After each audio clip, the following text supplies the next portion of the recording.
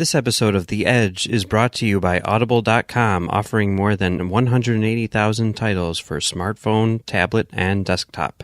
To get a free audiobook of your choice and help Trek.fm at the same time, visit audibletrial.com/trekfm. And also by Enterprise in Space, an international program of the nonprofit National Space Society. Find out how you can help science and education and become a virtual crew member aboard the NSS Enterprise Orbiter by visiting enterpriseinspace.org. And if you want to join the conversation and share your thoughts on this episode, join the Babel Conference, our listeners group on Facebook. Just type BABEL into the Facebook search field. We look forward to seeing you there. You're listening to Trek FM. What have you done out there on the edge of Federation space?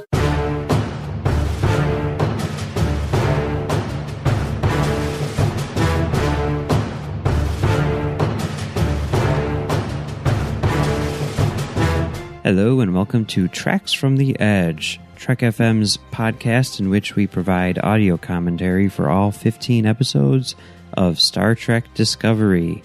I'm Mike, and I'm joined today by Max. How's it going, Max? Okay, it's all good. What's up? Not much. We're about to watch episode 8 of Disco, Vis Pacem Parabellum, or something like that.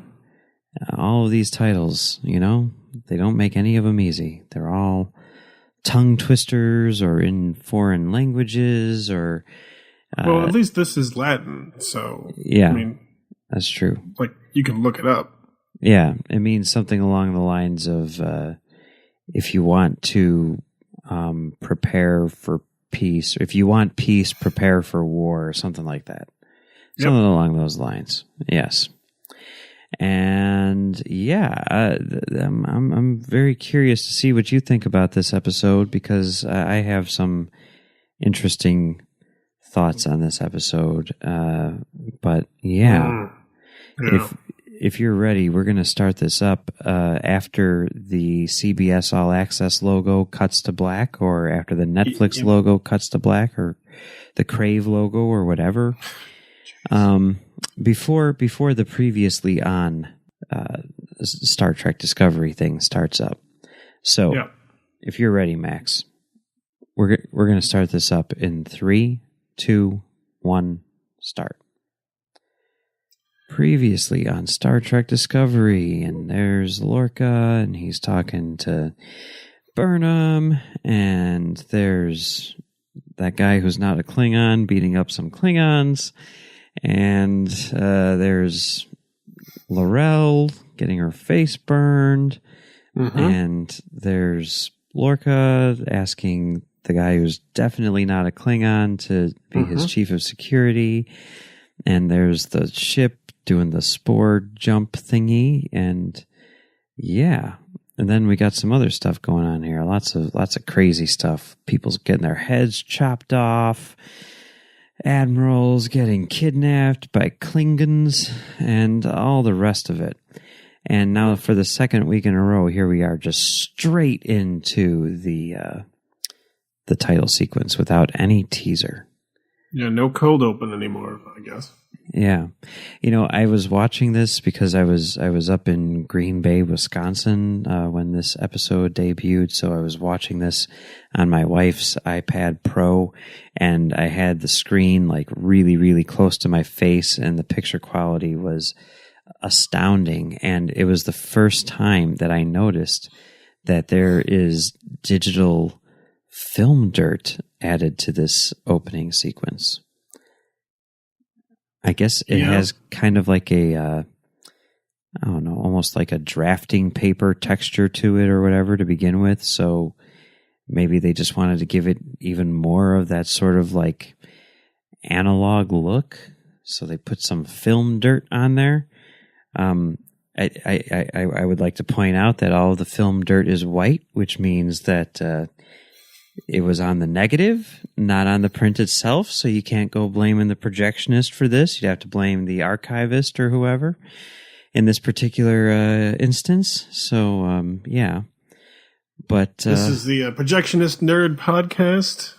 Oh, I have some we talk thoughts. about projectionist nerdy stuff. This episode. I had trouble relating to it, especially I had trouble relating to Saru until I realized that essentially Saru is a projectionist. Someone who's super paranoid about everything because if one little thing goes wrong, everything. Yeah, he's always like really really attuned to like specific sounds. Yeah, and like if the right pitch is met, he just like goes into a full out panic. Right, exactly. And just starts looking for problems because everything's come crashing down. Mm-hmm. Yeah. He grinds his teeth at night because he has nightmares about scratching prints or prints ending up on floors or whatever. And him going to this planet is basically the equivalent of when projectionists were told, with digital, you don't have to worry about things breaking. Mm-hmm. And it's like, really? That's amazing. And then they're like, oh, yeah, but also you won't have a job. And that's like him getting beamed back to the ship at the end of the episode. Spoilers. So there you go. Spoiler. This episode is a metaphor for the life and death of the profession of film projection. So that's how I read it anyway. I'm sure that's what Kirsten Beyer had in mind when she wrote it. And you can tell. Yeah, that was clearly the intention, that it was about like the end of the film projection era. Mm-hmm. Mm-hmm. Yeah, it's very clearly about that. Also, another one, if anyone wants to see, the origins of the end of film projection in Star Trek, check out The Ultimate Computer. Clearly, they were predicting the end of film projection in that one as well. So yeah, but that was more like, digital's not quite ready. Yeah, it might true. Kill the audience. It's possible. It's possible, yes. So anyway, this opening sequence right here, this, which may have at one point been a cold open, is pretty awesome. I mean, I'm like, wow, we're just really right into it. We're right into the whole thing, and it's all exciting. And then we get to see how the actual spore drive works now with Stamets, which is pretty cool. I love the sound effects in this sequence. They're very Empire Strikes Back-y. Yeah. Okay. I don't know. I'll take your word for that. I didn't really get that vibe, but that's fine. Okay. And here we go. Now, okay, Beyer was the writer of this. She's written, I think, 9 Voyager novels already, with the 10th on the way, I think, later on, sometime. Yeah. And I think it's really interesting how in that opening scene where they're on the bridge, even though Lorca's the only main character and the others are basically, sort of like the background extras, the featured extras or whatever, who you see every episode, but they don't really have a chance to shine. And, maybe we've heard their names once or twice, but it seems like all of them have a chance to kind of like do something in that little sequence. And they're all sort of referred to by name and everything, which is something that you do find in, the David Mack book, Desperate Hours. And since Beyer is the liaison to that sort of like team of expanded universe people, and since she, as a novelist, I'm sure has sort of a history of filling in backstories for people who we see on screen in glimpses, I'm guessing that the extra attention that those characters received in this scene was a result of Beyer's background. At least that's my headcanon. Sure, I mean, I think it seems reasonable to assume that somebody who's worked in like the novel side of things would be more comfortable passing the story to additional characters outside of the core. Like, let's be honest and say 4 people. Well, 6. There's 6 credited, as leads. I think that's reasonable. Yeah, but like it's always about like Lorca, Burnham, Saru, and like Tilly Stamets and Vogue. Stamets, I can see.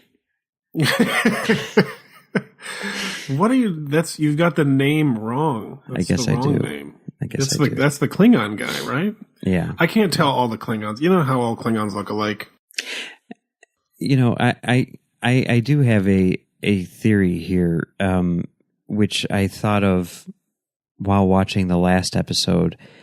What if that's what they're setting up, but in reality, he hasn't become Voke yet? What if this is actually just Tyler, and at some point down the line, they're going to make that switch, and he's going to become Voke? And the reason why it doesn't, he's not acting like, Voke has acted thus far is because it's just something that they're setting up for the future. You know what I mean?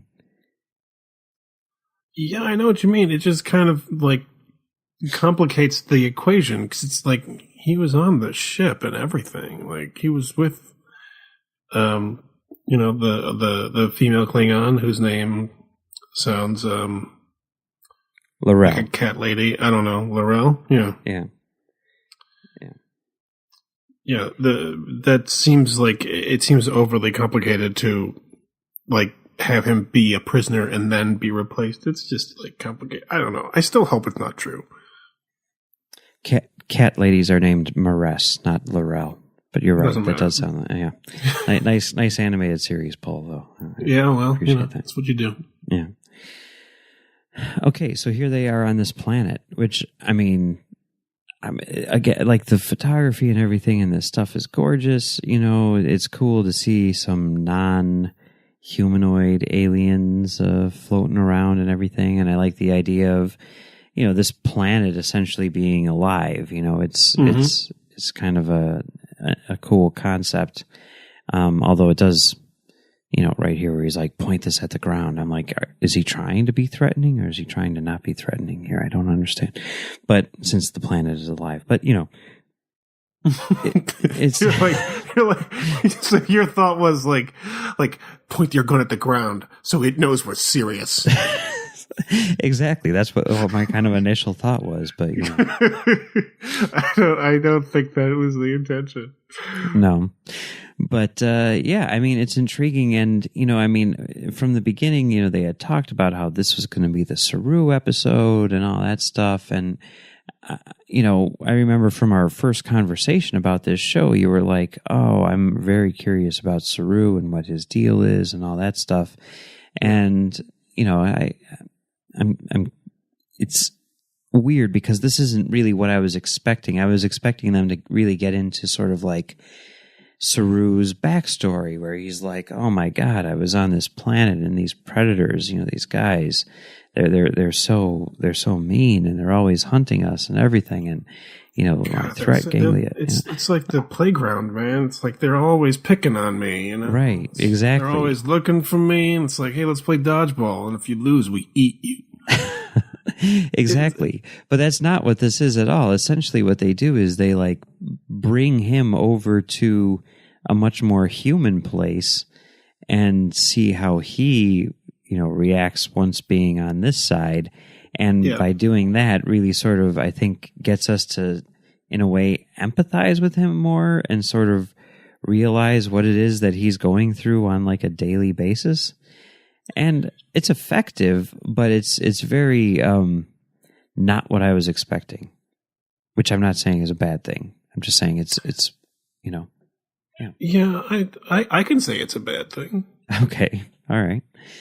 Because like my issue with Saru from the beginning was like his planet sounds so unrelatably alien that I'm interested in seeing how it works. Because like when you say like sentient organisms that evolved side by side, one is predator, one is prey, that's bizarre. Like that's a very strange equation. I want to see the civilization where this actually somehow worked. I'm very curious about that. And the idea of like that unrelatably alien environment is something that is appealing to me because I want to see something unusual and new that I haven't seen before. And while I recognize that it might be unrelatably alien, I'm okay with, like an intellectual study of an alien civilization for 45 minutes. I'm cool with that. I'm open to that possibility for a story. But like when we see this episode, we see Saru and he behaves basically like, a kid on summer break after having dealt with the bullies all school year long. And he's on summer break and it's like, what's great? Nobody's giving me a wedgie. I really like that. I really like not having to worry about the stress of the playground.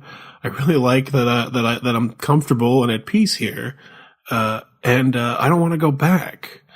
And that's a very sort of like simple human reaction to stress. And it doesn't seem like something that would be exhibited by a creature that evolved in such a strange environment in which they were always prey, and there were always these predators. I don't buy this. Well, I think it's a lot different from that in the sense that he does, like, when he crushes the communicators and everything, I'm like, oh, they're doing an evil Saru episode. But then, like, even when Burnham's like, oh, well, I understand that, this was just an evil Saru episode and, that's how these things work on Star Trek. He's like, no, that's the thing is I wasn't being evil Saru. I was just being myself.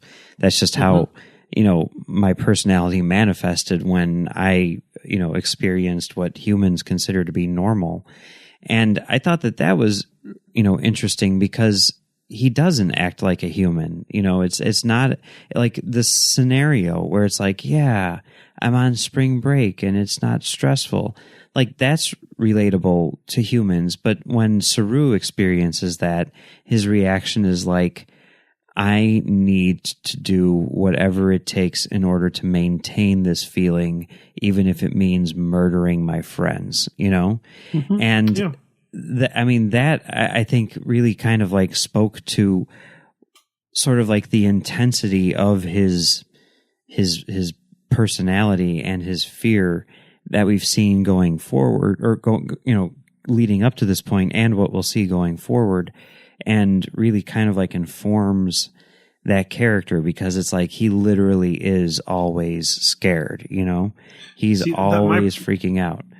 See, my problem with that is I don't buy that personality being in Starfleet.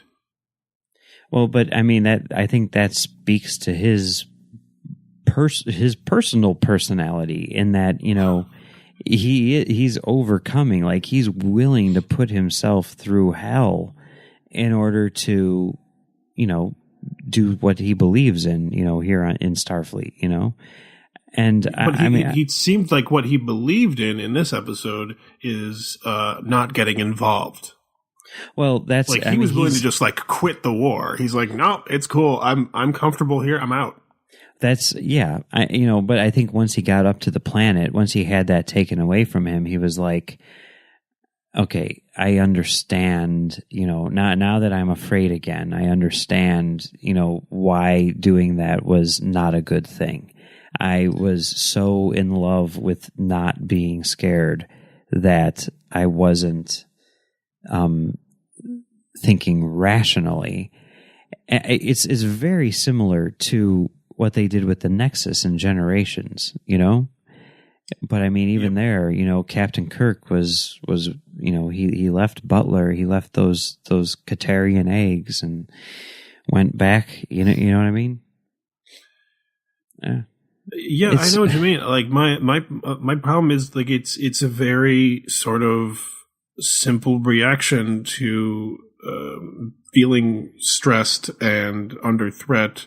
And then feeling that you're not under threat and the stress is relieved. That is sort of like a simple way of dealing with it. And it doesn't really fit with like the psychology of a being that is perpetually dealing with the instinctual mortal terror that comes with what he describes as his background. And it seems like he's like, in some way he is a slave to the biology that he has evolved with. And he's this being that is, primarily defined by being paranoid all the time. And to me, like, the more interesting road is somebody who doesn't react the way a human would to the threat of death. Like, he seems to, like, if his past is accurate, if like his characterization of his planet is accurate to what he's saying, and then like I don't buy him behaving this way. I buy him seeing like that mortal peril and accepting it, like a calm sort of resignation that it is what is happening and there's no way around it. Like, when he's relieved of that fear, to me, that should be uncomfortable and weird. Like, being completely without fear should be terrifying. Okay. All right.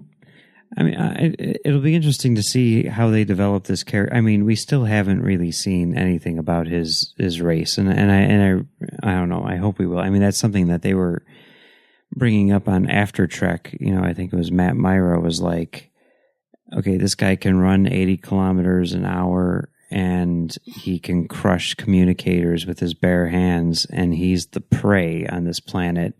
You know, what are the predators like, you know?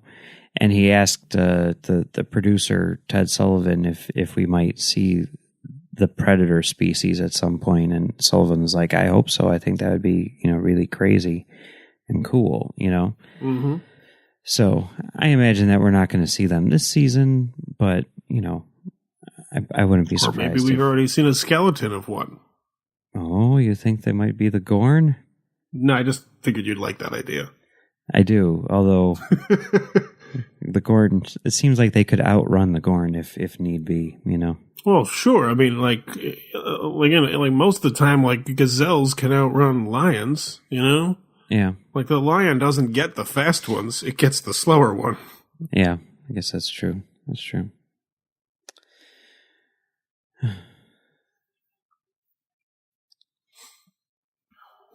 Yeah. So here he is freaking out with the noise.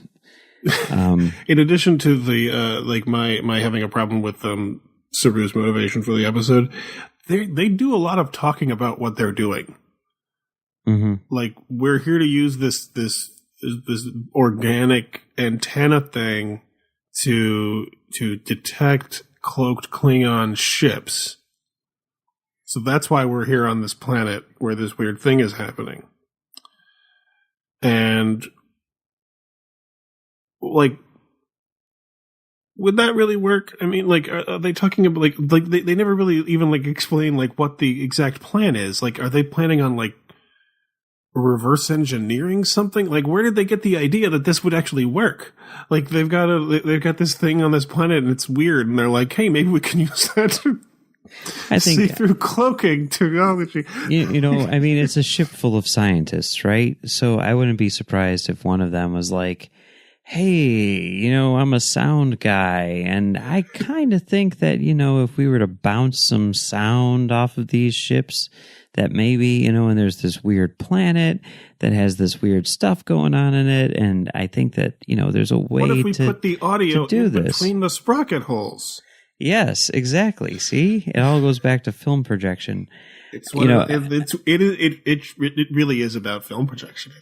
And even like the sound thing. I mean, you know, as someone, you know, who's spent a lot of time in the booth, you'll know that when you've got 7 projectors going all at once with that film, you know, running through at 24 frames a second, you know, that and it is like a harmony because everything's doing it, right? And then when you go up into a booth which is all digital, it's just like, well, no, there's still noise because they got the fans for those like 10,000 watt bulbs. Sure, like it's still noisy in the booth. But all of a sudden, it's like, oh, this is quiet. I can deal with this. This is nice. I like. It's definitely not the same sound. Like it goes from like a very sort of like industrial, like gears turning to like you know, like 4 or 5 humming, essentially, smooth fans. Yeah, like the computers all make noises because they've got their fans. Like everything's overheating constantly, so everything's well ventilated, and it was a lot of. It's always hot. There's no way of getting around that. It's always hot in the booth. Yeah. But anyway, so yeah, here he is crushing these things. And it's weird because I really think like on some level, he's like, it's all cool, guys. Like, I understand how this looks bad, but believe me, because I've just experienced this. And when you experience it, you're going to realize that it's the bomb, you know? Yeah, it's like this moment, like he crushes the thing, and like while I was watching this with Emily, I was like, oh, come on. How many times are they going to pull the Quint card? Like, yeah. I like every time this happens, it's like, oh, well, I guess we're going to have to kill you in order to not die because you're going to get us killed. Like, that's just the way it always goes.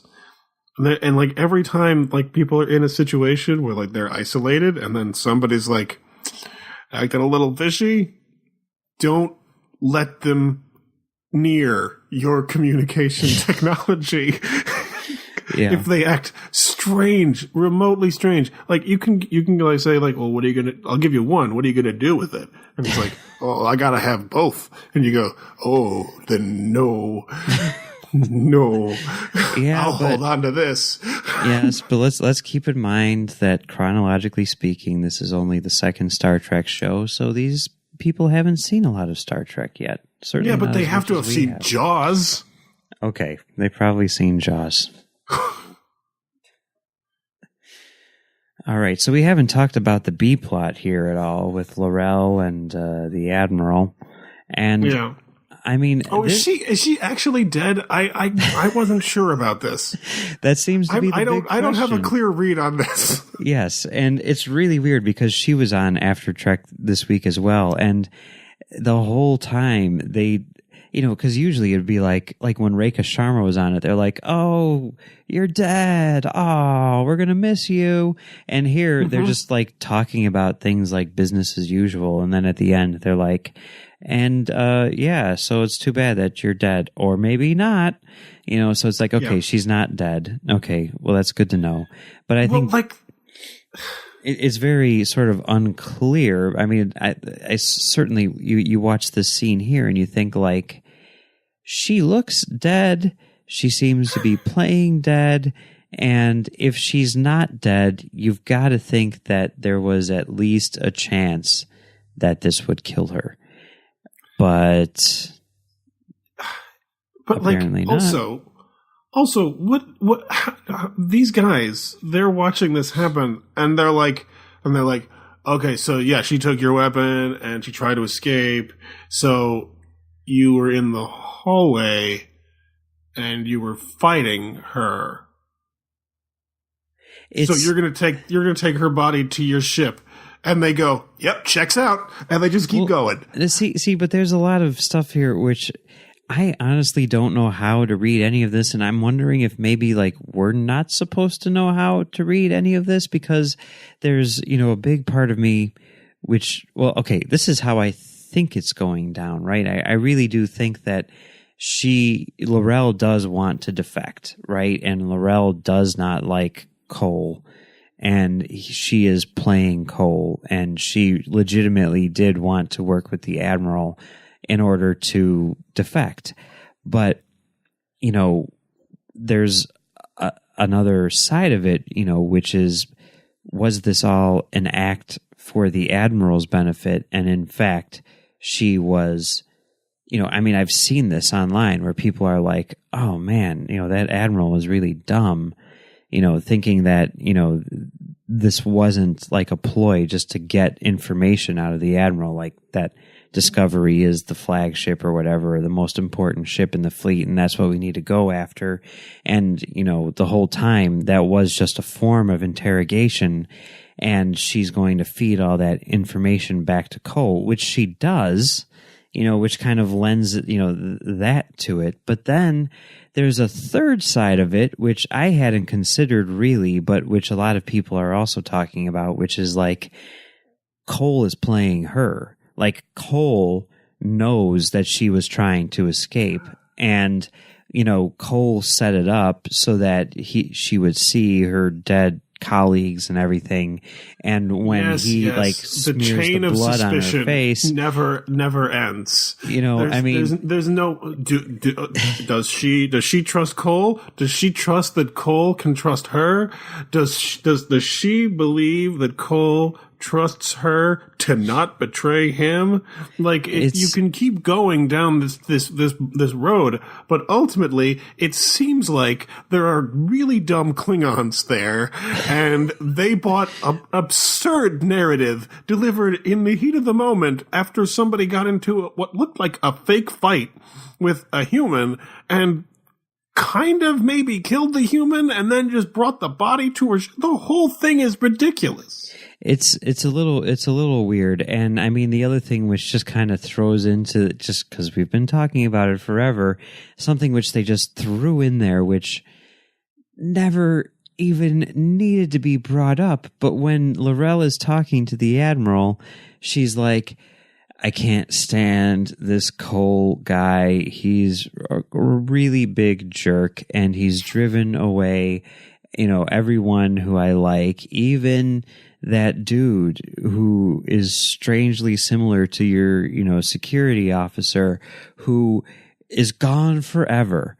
And it's like, I mean, let's just assume that we're playing along and we have no idea that they're the same person, right? I mean, you hear that line and you're talking about. Yeah, I know, right? So, Tori from BSG. Yeah, that's what I'm talking about. Okay. So, you hear that line and you're like, what happened there? Because literally, like, that guy disappears, and it feels like, wait, did I miss an episode? What's going on? He drove him away and he's gone forever. Like, what does that mean? Or was she, referring to the fact that he left him on that planet? But that's not really driving him away. That's just like he beamed him onto this dead ship and left him there forever. I don't know. It's very strange. Like, they're almost like tipping their hand there by saying something which doesn't make any sense. It's bizarre the way that this thing, and there are a lot of people who are like, this episode is super confusing. Like, what the heck is going on in this episode? And I guess I can kind of see that. And I think that, I don't know. I mean, there's a difference between like being ambiguous and, I mean, you've got to at least play like, what's going on. I don't know. Is, like, I feel like it's kind of just sloppy, because like in this scene, like, we see her alone talking only to us. Like, well, yeah. She's saying, like, this guy really bugs me. This guy, I'm gonna mess with him. And like, she goes and he's like, here's the deal, Cole. I'm gonna help you out. Like, basically, she's like putting herself in the position to, like, give him a really good stabbing in the neck. Or if the Admiral is alive, is she saying all that stuff for her benefit, which doesn't make a lot of sense, because for one thing, she's speaking in Klingon. For another thing, she does. No, the Admiral doesn't look. She's not saying it for the Admiral's benefit, because for one thing, like, the Admiral is clearly not doing great, even if she's still alive. Like, L'Rell's like standing there, like, I'm gonna get this Cole guy, and the Admiral's like, I heard something about seashells. and if that's the case, then almost 100% for sure, she really doesn't like Cole and is trying to play him here. Yeah, well, but then like in the next scene, why? But then in the next scene, why does he why does she give Cole like that big piece of information about Discovery being, like the most important ship in the fleet? I don't know. Because she's not telling Cole everything. She's saying, you got to get this Discovery ship. Discovery's the ship you want to get. I suggest you go attack it right now. And, like, that's a good thing to do, because you already know some stuff that he doesn't know. Like, Discovery can pop out of existence and reappear anywhere. Like, that means, like, yeah, she's setting him up for failure. Like, she's working to hurt him. For sure. Like, whatever she gives him, it's to get herself in a position of trust with him so that she can give him a good neck stab. Yeah. Yeah. I guess that's what it is. Even if the information is totally legitimate and on the level, she's doing it to get closer to him. Yeah. So here we are back on the planet. And I mean, here you really do feel bad for Saru because, I mean, he's had a hard life. And again, like this whole show, this whole series seems to be just like, let's find new and creative ways to crap on Saru. You know what I mean? Whether, even going back to David Mack's prequel book where it's like, Saru is next in line as first officer for the Shenzhou, but because of Burnham's promise as an officer, she leapfrogs over him and becomes first officer. Okay, so then she commits mutiny and, gets his mentor killed, and, he ends up as a first officer on this really cool ship. And then that captain of that ship decides to bring her on, even though she's supposed to be in jail for the rest of her life. And now he's competing with her again. And now all he wants to do is live peacefully. And she's like, no. And he even says it here, like, why do you keep taking things away from me? And, I really believe her when she's like, I'm not trying to hurt you. It's just that, these things happen again and again and again. But yeah, I mean, I really do feel bad for Saru. And in particular in this scene, it's just like, heartbreaking in a lot of ways. But, yeah, I don't know. I guess the way that this episode was talked up by so many people, there were a lot of people who were like, this is the best episode of the show. And this is, super emotional. And, there isn't going to be a dry eye in the house. And we're really going to learn about Saru and, everything. And I don't know. I think once it actually aired, and I've been kind of out of touch since I've been in Wisconsin, and, they don't have internet up there. But... But, it's like... backwards Wisconsin. Yeah, But I really get the impression that, like, after seeing it, people are like, that's it? Not that people are disliking it. Like, I don't even dislike it, but I do feel like it's the weakest episode so far. I don't know. I mean... I think it's the weakest episode so far. You do? Okay. Right. You told me like this was the Saru episode. Like, be ready for the Saru episode. Yeah, that's gonna be the one. And everyone was excited, right? I mean, right? Yeah, and during his his sort of like emotional breakdown on the planet, I was like, am I a jerk for finding this ridiculous? Like I'm seeing him like really emotional, and I'm like, he's a good actor, but I don't buy him here. You don't buy. I don't buy like the psychology of this guy. Like, it doesn't make sense to me. I don't accept the reality that's being proposed. And when you commit like fully to something, but there's some fundamental like thing wrong, like just the wrong bit is flipped somewhere, and like the logic underpinning the emotion doesn't hold up, like it's like no matter how terrifying it is, there's no monster in that kid's closet. So when the kid starts crying because the monster's in the closet, I'm not going to get like sad. I can't empathize with that. I'm going to say, look, there's no monster in your closet. Turn the light on. I don't care. You're going to make a great parent someday. No, I mean, maybe you're right. Maybe the thing is it's too soon. Maybe, 8 episodes in, when most of them have really not dealt with Saru at all, is too soon to have an episode like this on the show. Maybe you need to kind of like establish more of this character's mythology before you can sort of turn it on its head and get people to become emotionally invested in it.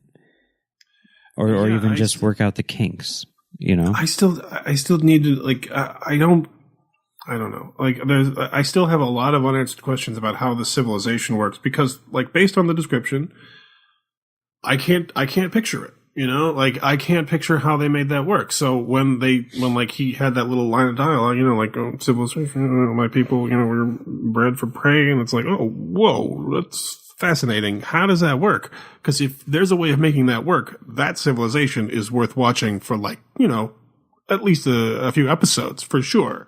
You know, like that's a good 2-parter. You know, Saru's world, I'd be cool with that. But because I don't know how that works. I don't know how his civilization makes sense. It doesn't seem to make sense to me. It seems like an interesting idea. Like, you know, like, hey, well, what if cows could drive? You know, like it would be a different planet for sure. You know, what if cows joined the Navy? And like, you know, like there was a human sitting there with a cow, and the human's like, man, I think I ate your brother last night. And like, you go like, okay, that's a really weird story. But like, honestly, does that make sense? Like, I don't know if that makes sense. Yeah. That's a thing that I'm very interested in. And this episode, because it deals so directly with his being, like, descended from prey and more or less still a prey creature. Like, it's sort of about that. And I don't buy it. Yeah, it's a really weird concept, and I mean, I see what they were going for on, you know, kind of like a philosophical level, and it's interesting to me. It certainly gets you thinking about, you know, fear and the absence of fear, and you know what that means, and what you would do for it, and everything, and how you would react and all that stuff. I mean, all of that is really interesting. And I think that it really sort of adds to the dynamic of that character, especially in relation to everyone else on the show, and also sort of like giving an idea of what his personality is really like in a way that you really couldn't from just, you know, everyday, you know, conversations or whatever. But, I feel like there's definitely something missing there. And, you know, here at the end, you know, we just saw the episode just ended, but, you know, clearly they're setting up, you know, this big conflict. And that is one thing which I did like, was how the Pavans were like, oh yeah, you guys are at war and you need our help, you know, to bring everyone together. That's what we do. That's our thing. So we're going to bring the two of you together and then it's going to be all good, right? Like, I kind of love that. And, yeah, I'm definitely very excited about next week's episode. I haven't watched the preview yet. Now, it's interesting because this was originally going to be the mid-season break. In a lot of ways, it makes sense because, you know, 7 weeks and there's going to be 7 more episodes, so it's almost perfect in that regard. And for whatever reason, they decided to extend the first half by 1 more episode, and said that because it makes for a more natural break.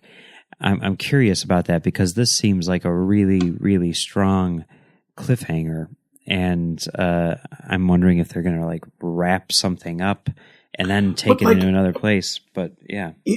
I don't get it being a strong cliffhanger because it's like they go to a planet and the planet is like an old hippie living out in the desert, and if there were English subtitles, there would be a lot of sentences that ended with comma man.